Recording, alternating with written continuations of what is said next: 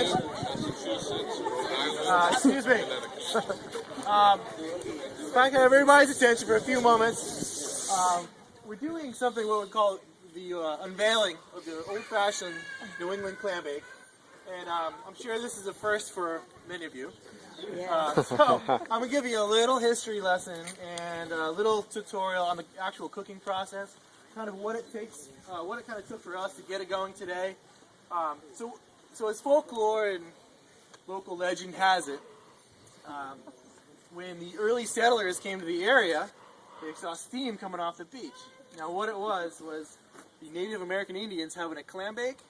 Now chances are they didn't have the heavy-duty canvas that we use and the stainless steel racks, but the cooking process has been passed down from generation to generation to present day.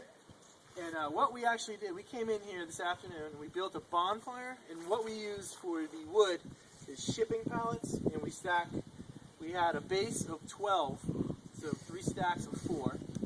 And the reason we use shipping pallets is because they burn real fast and real clean.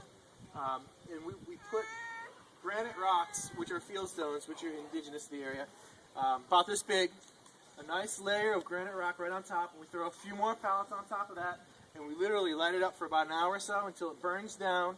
So it's just a pile of hot rocks, okay? And then we have the secret ingredient, which we call rockweed, and it literally grows along the rocks around the area, and it has these bubbles in it, you can kind of see here. And when the bubbles hit the hot rocks, it singes and it steams, and that's what kind of steams your food to give you the flavor.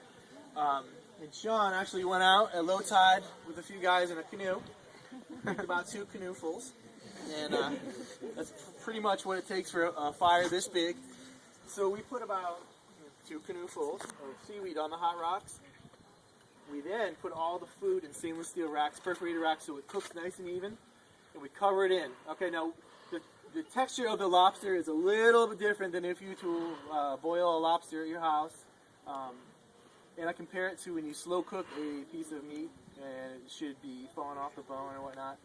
The texture, that's the actual texture we're going for. It's a little smoky, and with all the different foods combined together, it gives you a pretty unique flavor along with the seaweed. It's a pretty unique flavor.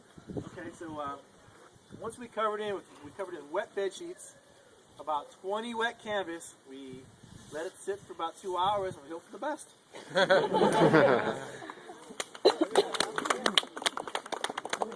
Ooh. Ooh. Imagine just getting ash out right now. It's okay. Hey.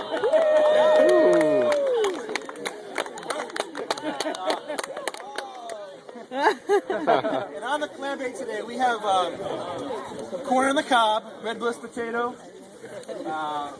We have mussels, steamers with soft shell clam, and of course the lobster. And the sausage is a spicy sausage. It's called chorizo. It's very, very good off the bake. So we will have the buffet open up for you about 5 minutes. So enjoy. Thank you. Get all your pictures.